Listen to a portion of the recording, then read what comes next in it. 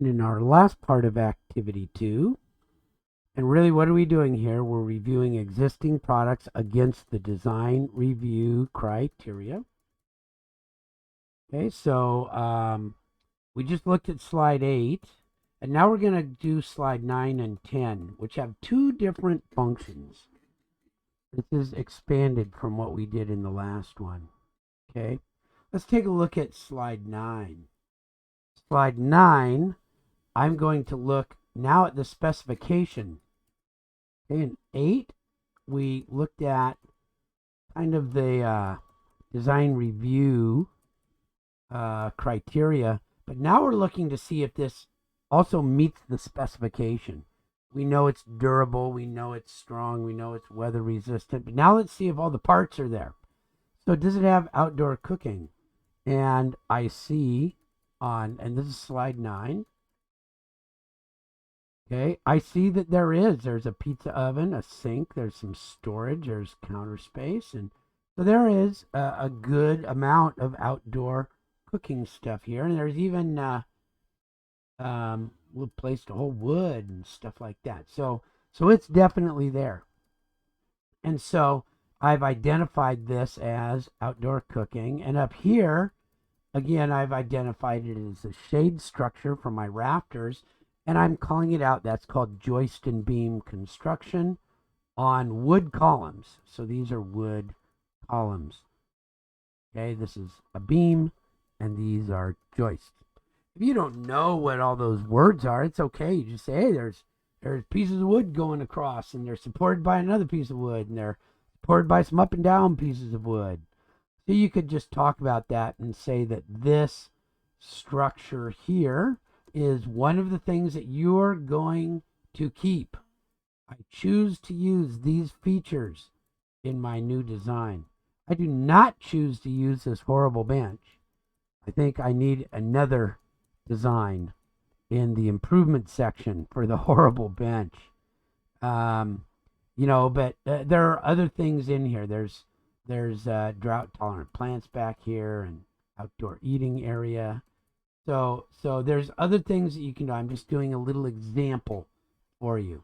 So on slide 9, you're going to choose the features from the one you pick that you're going to use.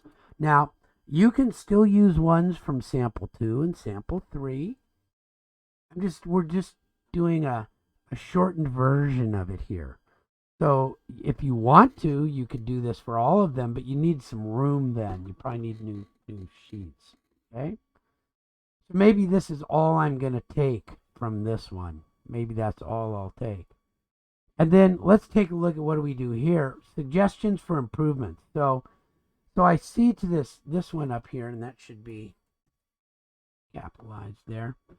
I see another way of doing this that I happen to find much easier to make and much stronger and more consistent, and that's to use what are called strong tie brackets. There are other manufacturers besides strong tie, but instead of sitting it on top and toenailing it, there's a nice little bracket that you can nail or screw in and drop it into and nail it in, and it increases the strength, and it's far more consistent as you put it together with its strength and its connection.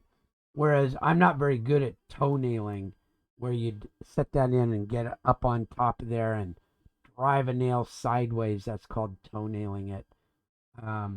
That's not very DIY to me. I like the strong tie brackets. So I've mentioned that.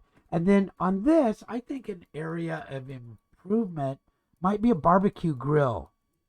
Pizzas are good. Bread is good. I really like that. Excuse me.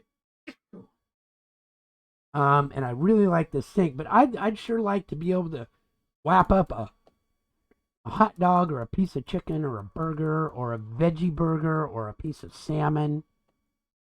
So I'd like to have a grill over here. So I'm going to say a thing that I would suggest is I would add space for a barbecue grill on the counter, or maybe even just a separate grill sitting off to the side. Okay, so in 9, you're talking about the things that you're going to keep. I'm going to keep the overhead structure. I'm going to keep the outdoor cooking area.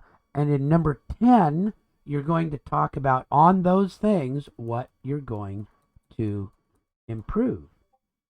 Okay? So that's 9 and 10.